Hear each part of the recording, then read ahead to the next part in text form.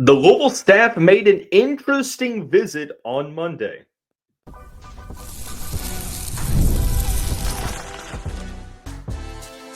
You are Locked On Louisville, your daily podcast on the Louisville Cardinals. Part of the Locked On Podcast Network, your team every day. Card Nation, what's going on, everyone? Welcome into this Monday edition of the Locked On Louisville podcast. I'm your host, Dalton Pence. This is my fifth year covering the University of Louisville, third year hosting this show, and I want to take the time to personally thank you all for making us your first listen of the day. Just a reminder, Locked On Louisville free and available on all streaming services 5 days a week, your team every day. This episode is brought to you by the Amazon Fire TV Stick 4K. Turn any TV into your Xbox with no console needed. Head to Amazon.com/Fire TV Locked On to learn more. The Louisville staff made an interesting visit on Monday morning, visiting 2025 uncommitted prospect Kelvin Odih. Very interesting timing as Louisville looks to finalize their roster ahead of next season. We'll discuss what Odih's game brings to the table, how likely of an addition this would be, and much, much more. We'll discuss the TJ Capers saga. Enters the portal and then announcing that he is going to stay after all. And then to conclude the show, huge baseball series win over a highly ranked Florida State team. We'll break that down. Also talking about some of the injuries that the Cardinals are dealing with currently. So a lot of good talk on the show today. Kind of got this news earlier on Monday from multiple recruiting outlets that had posted this. Louisville was in to visit uncommitted 2025 prospect Kelvin Odih on Monday morning ahead of his official visit to St. John's, which I believe starts today as well. Odih had committed to West Virginia back in November, committed in October, signed in November, and then ended up decommitting and getting out of that letter of intent after Darian DeVries takes the job at Indiana. So he's made a couple of visits throughout, Utah being one of the spots. Louisville visits him today. Rhode Island native up around the Northeast area, played his last season with SoCal Academy down in California. But native of the Northeast, Odih 6'4", 190 pounds, ranked as the 65th best player in the country according to the 24/7 Sports Composite, 13th best small forward, and 7th best player.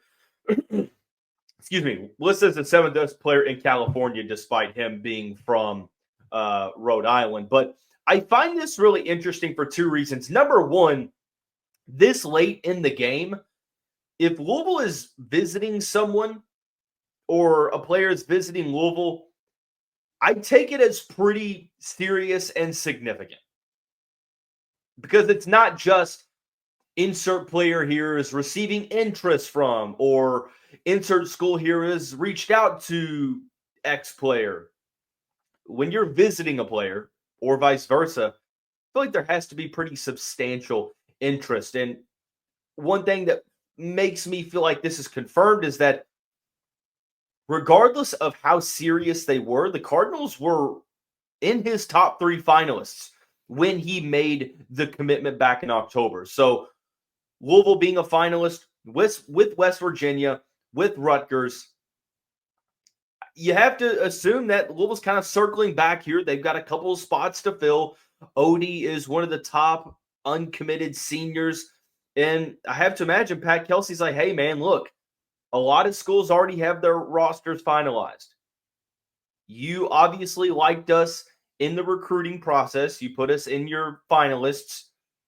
Why not come here, learn the ropes year one, and then when you get to year 2, have a legitimate chance to be a key player in this rotation? Because I feel like that would be the role. Louisville still has some spots to fill. Even if James Scott were to return, you're still sitting at less than 12 scholarship players you know that Pat Kelsey's system calls for a ton of substitutions.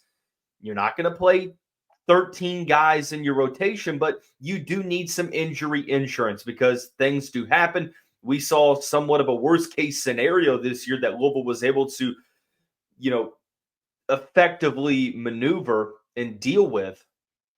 But you don't want to be put into a situation where you are hurting for depth.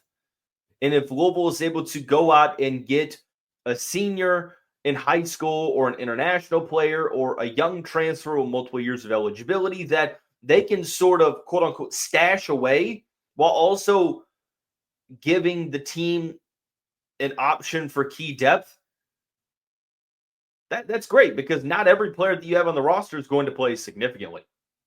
He could be a redshirt candidate. And I think that even if he goes to St. John's has been killing it in the transfer portal right now. You would have to imagine that the same pitch is being made there. The only difference is he's closer to home.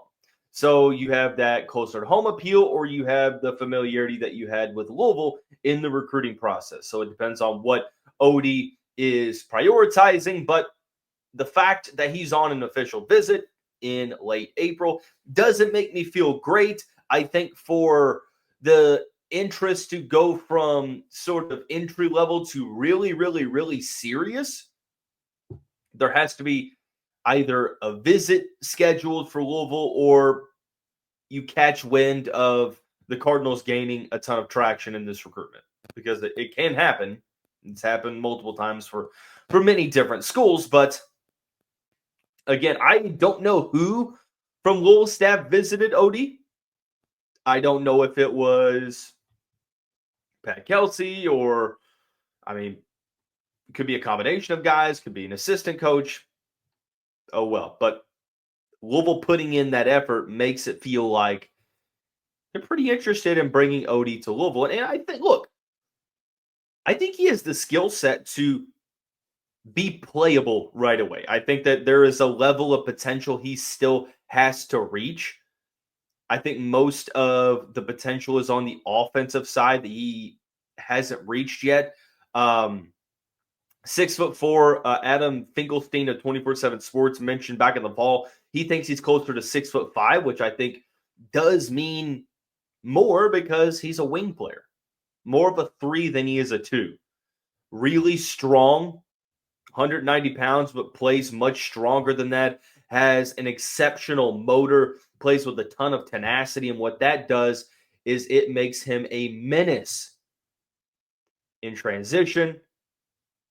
It makes him a really tough assignment to defend one-on-one, especially if he's being guarded by players his size. He's not afraid to take that player down into the post, back him down, and score around the basket. Really athletic, plays above the rim. So when you have the combination of that motor, that strength, that athleticism, I think that could be something that allows Odih to play early if you need it, which I don't think that Louisville does. But if you're looking for some wing depth and you think Hadley is better suited for the 4, and you're thinking, okay, well, you have Kenai Roots, maybe you need another player. You don't really have much playing time to offer. I think that going out and getting a player that is getting overlooked because everyone's focused on the transfer portal right now. Odih is outside of the top 50. Guys are just instinctively getting looked over. Louisville saying, you know what, we're going to invest in this player because of what he can project to be moving forward. Now, I do want to see more from a shooting standpoint. I think that the form and the mechanics of the shot, those are fine, but I just want to see the consistency improve.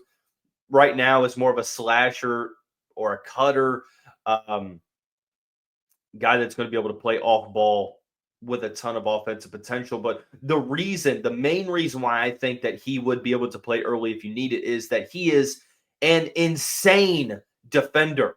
Really good on ball, active hands, that tenacity. One of those guys that, you just dread going up against because he's making your life miserable for however many minutes you're being guarded by him. Not only does he have the physical measurables, a larger player, plays larger than 6'4", 6'5", has that motor, so he's carrying every single play. He's got that strength and athleticism, the lateral quickness. you don't get by him often. And the two-way potential here, it's off the charts. He can defend on the perimeter. He's a switchable defender that I think can guard the opposing teams 1 through maybe 4, depending on the personnel on the floor. And he focuses on rebounding as well, which is something that if you're a guard playing for Pat Kelsey, that's sort of what you're being expected to do. So ultimately, I would love if Louisville used one of the remaining roster spots to bring Odih in. I think that his skill set, being that point of attack defender, could prove to be valuable year one, but of course you're thinking for the future too. And I think that with the future in mind, with multiple spots remaining and not a ton of playing time to offer, why not bring in a true freshman, allow him to learn, allow him to just be able to perfect his craft. And then year two, you might be having a different conversation. So something to look for. I don't know how serious this recruitment's going to get. I think that if you hear a visit, like if you made me choose right now, Louisville visiting, I think you're probably less than 25% at the moment, just because we haven't heard much more. But if the Cardinals get a visit, I think that number jumps exponentially. And if we start to hear Louisville's name mentioned more and they start to gain some traction, then that percentage is going to jump exponentially. But this isn't nothing. Louisville's not just going to visit someone from the graduating class on April 28th just to visit them and say, hey, congratulations on graduating high school. Like, that's not what they're doing here. So a recruitment definitely to focus on as we look to finish or finalize the roster. Let's go to the football side. TJ Capers, what a whirlwind of a weekend it was following the TJ Capers saga. Is he going? Is he staying? Well, seems like we have an answer. We'll discuss when we come back on this Monday edition of the Locked On Louisville podcast.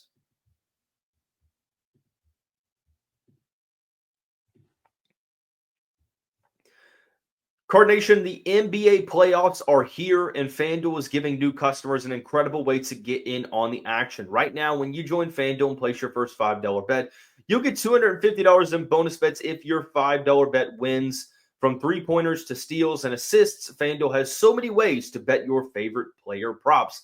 Don't miss out. Head to FanDuel.com and claim your $250 in bonus bets today on FanDuel.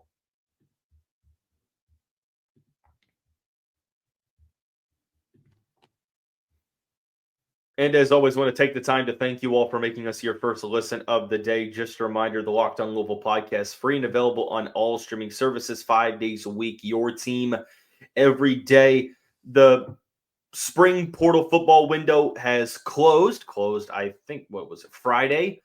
But it seemed like one Louisville player ended up beating the buzzer. That was linebacker TJ Capers. Matt Zenitz of 24/7 Sports ended up posting over the weekend that TJ Capers had decided to enter the portal and kind of just sucks. Well, actually, I'm sorry. Matt is, I think he's with, is Matt with 24/7 Sports? No, yeah, well, CBS Sports, 24/7 Sports. Anyways, sorry about that. It sucked because I had really high hopes for Capers, as did everyone else. But it's kind of like that. There's that Simpsons meme where Homer's dad, and you don't have to watch The Simpsons to know what I'm talking about, where Homer's dad ends up, he's like walking into that bar or pub, and he puts his hat on that on the rack, and he walks in a little bit and he immediately turns around, pulls the hat off the rack, puts it back on his head, and walks out the door. Walks in, walks right back out. That's basically what Capers did with the portal, because he entered the portal and then boom, Matt Zenitz comes back and says, well, now Capers is intending on staying. So I love this news for Louisville. I know that the stats don't really back it up. Only 6 tackles last year as a redshirt freshman. He did have an interception in the season opener. Had some big-time flashes, the 6'2" linebacker from Miami, Florida, recently a 5-star prospect before reclassifying ahead of the 2023 season. Now, he spent all of that year, as should have been a high school senior, rehabbing an injury that he had sustained before getting to Louisville. So learned the playbook, was able to get in the weight room. Going into his redshirt freshman season, played in a crowded linebacker room, didn't get much of an opportunity, but this spring seemed like it was a little different, was more consistent, making more plays. And I want to look at something that Mark Ivey said pretty recently in regards to him being able to step up. And this is from an article from the Sports Illustrated Louisville site, Matt McGavick, who got some quotes from Coach Mark Ivey back on April 8th. He goes on to mention, the linebackers coach goes on to mention that experience is key here, talking about TJ Quinn and Stanquan Clark being your projected starting linebackers, as they probably should be. No one's surprised. Stanquan Clark did deal with injuries throughout spring ball, but they seem to not really affect, or they're not really going to affect his status moving forward heading into the season. And then TJ Quinn starting multiple games here at Louisville. So you're penciled in starters there, but you lose Darius Thomas to the portal. He ends up going to Oklahoma State, and you don't have many options. You've got Caleb Perry from Tennessee that I think has been showing flashes in this. And then some of the early enrollee freshmen, Caleb Matelow, Cameron White, like they've shown flashes. But TJ Capers, with that speed and strength, I've always held out hope that he can put it all together and just be a menace for the Cardinals defense. Anytime you have that highly recruited or highly ranked player coming in, you want them to succeed. You want them to live up to that ranking and that Louisville hype, if you will. This is what linebackers coach Mark Ivey had to say about TJ Capers. Capers has had a very eventful spring. Last year, he did some good things, but it just kind of wasn't in the cards at the time. Right now, he is figuring this thing out. He has made some impact plays this spring, and he's getting to the point where he's reliable all the time, not just some flash in the pan. So that's the consistency that we are looking for. And that just goes on to suggest that, yes, he might have the potential, but until he puts it together on the field, you're not going to see him on the field.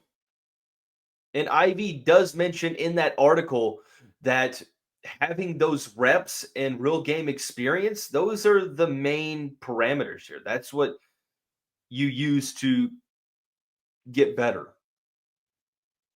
So the most effective way, at least. So I think that Capers does play a role in 2025. But more importantly, I think that when 2026 rolls around, I think he's a penciled-in starter. Like, I still believe that for a guy that, don't get me wrong, learning inside linebacker is a challenge. It's not something you pick up on right away. It takes some time when you are trying to be the quarterback of the defense, not only understanding your assignment, but also getting the coverages out to the rest of the defense. Whether you're that green dot or whoever it is on the defense, you're probably going to have Stanquan Clark as well. But 2026, the potential is there for him to be a starter going into the year to where you don't have to fill that spot through the portal. And even for this year, you can't teach speed, and especially for this linebacker core, you need as much depth and you need as much sideline to sideline speed as you can get. I think that we're just seeing TJ Capers scratch the surface of the potential that he has. I'm so glad that they were able to keep him here. I think that Trent Carter is another name that I hadn't mentioned that could factor into linebacker play. It's a young room. For the most part, you have your veterans at the very top. So I think TJ Quinn, Stanquan Clark, you're starting guys on the inside. You've also got Caleb Perry from Tennessee, the Scott County native, and also TJ Capers, who I still think that if you want to sort of deploy him as a pass rusher in some situations, he has those tools. So that versatility that he possesses, if you're able to pair that with consistency, and he's a guy that's making plays and being reliable all the time on the field, then it's going to prompt Mark Ivey, Ron English, Mark Hagan to play him much more. So really excited that Louisville was able to hold on to a very promising piece in the linebacker core. Do want to take the time now to finish out the show discussing some baseball. Louisville picks up a huge series win over the Florida State Seminoles. We'll recap when we come back on this Monday edition of the Locked On Louisville podcast.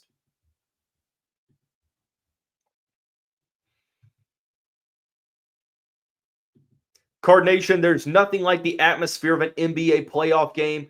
You're hanging on to every bucket, every defensive stop, every moment. They feel huge because there's electricity in that arena. And with Game Time, you can be part of it without stressing the last-minute ticket hunting. Believe it or not, prices on the Game Time app actually go down as tip-off gets closer, and their last-minute deals can save up to 60% off. The all-in pricing feature is my favorite because it takes away the surprise fees at checkout. So simply, what you see is what you pay. Take the guesswork out of buying tickets with Game Time. Download the Game Time app, create an account, and use the code LOCKEDONCollege for $20 off your first purchase. Terms apply. Again, create an account and use the code LOCKEDONCOLLEGE for $20 off. Download Game Time today. Last-minute tickets, lowest price guaranteed.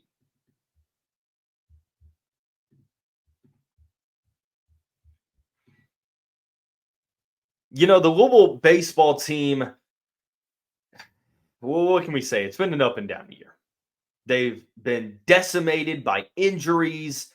They have had moments where they played really good. They won series against North Carolina. They've beaten Clemson. They have beaten Texas. There have been times where they haven't been so good. And the pitching has been a struggle. But Louisville was able to put it together this weekend. It started out rough, but they were able to even the series and then win the series yesterday over number 4 Florida State. They lost 10-2 on Friday night. Really rough performance. Don't forget Louisville without their Friday night starter, Patrick Forbes, who I would imagine could be back for next week's series against, I think it's Notre Dame up in South Bend. I think he could be ready for the May 1st start on Thursday. We'll see. They're able to overcome a 4-run deficit starting in the 5th inning and won on Saturday 9-4. And then they ruled Florida State 14-2 on Sunday. Really huge win for their resume. I know that Louisville's lost some games that perhaps they shouldn't. They're 30-13 on the season with a 12-9 conference record. But one thing that does help their tournament resume is they do have some pretty large victories. Texas, Clemson, series wins over North Carolina and Florida State. Like, it means a ton. Louisville's still in the top 20. And with 3 ACC series left to go, I think that there is a real chance that they could host a regional. I would imagine that if they are able to win their next 3 series, they have series coming up against Georgia Tech, Notre Dame, and Wake Forest. Not going to be easy. They need to win for sure the midweeks against Eastern Kentucky and Bellarmine, and then a win over Vanderbilt would be key as well. But I think that Louisville was able to kind of show that electricity, that lightning in a bottle aspect that they have for this team, and especially with the guys that are hurt, like Patrick Forbes out. Parker Detmers only thrown 16 innings, looked really good in those 16. There's potential he's back in a couple weeks before the tournament.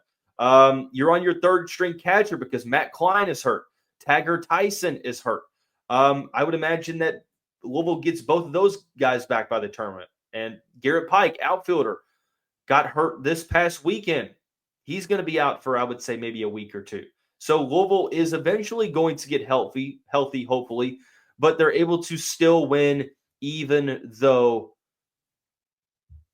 they're going through some issues. On Saturday, Peter Michael didn't have the greatest performance. 4 1/3 innings, gave up 3 earned runs, and walked 4. Justin West came in and was great for 2 innings, and then Jake Schweitzer had 2 2/3 innings of quality one hit baseball. I really liked what we saw from Louisville's bullpen on Saturday. Lucas Moore, I mean, what a weekend this guy had. It all started in the 5th inning when the Cardinals were able to get on the board, and then they exploded in the 6th to tie the game. Eddie King Jr. had a double. Jake Monroe had a double.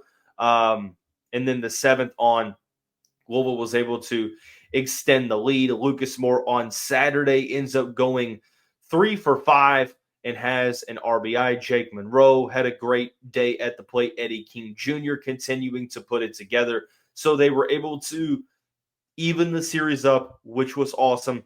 And then on Sunday, it was all Louisville. And right from the jump, Lucas Moore doubles to score Alex Alicea. Zion Rose answers with, Lucas Moore homered.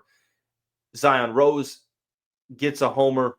And then Eddie King Jr., stop me if you've heard this before, he also homers. So Louisville starts out with a 5-0 lead in this game. And the pitching was solid throughout. Tucker Biven kind of struggled, gave up 2 runs in 2 1/3 innings, had 3 walks, some command issues, but the bullpen, TJ Schlattgetter was great, Brennan Cutts was great, and Louisville ends up winning this game in 7 innings, 14-2.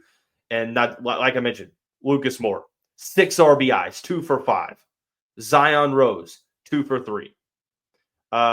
Colin Mowry, 2 for 4. Kamayu Neighbors, 2 for 3. Louisville exploded for 11 hits and 13 RBIs. Overall, I thought it was a good weekend against a top team. And that's what you want to see, is that you're playing in the ACC, and it's a gauntlet. The Atlantic Coast Conference is fantastic. Every weekend is a challenge. So you are being forced to play your best all the time. You can't really take a weekend off. And this is where you have to sort of dig deep here and get that consistency to go. Notre Dame, I don't believe Notre Dame's not ranked. I don't think, is Wake Forest ranked either?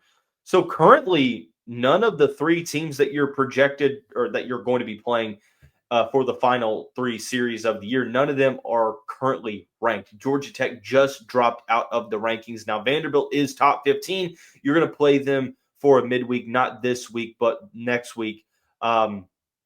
Just a great opportunity to end the season strong and get to the point to where you're hosting a regional and trying to make some noise in the postseason again. So that is going to wrap up this Monday edition of the show. Everyone have a great day. Great start to your week. We'll see you right back here tomorrow. Go Cards.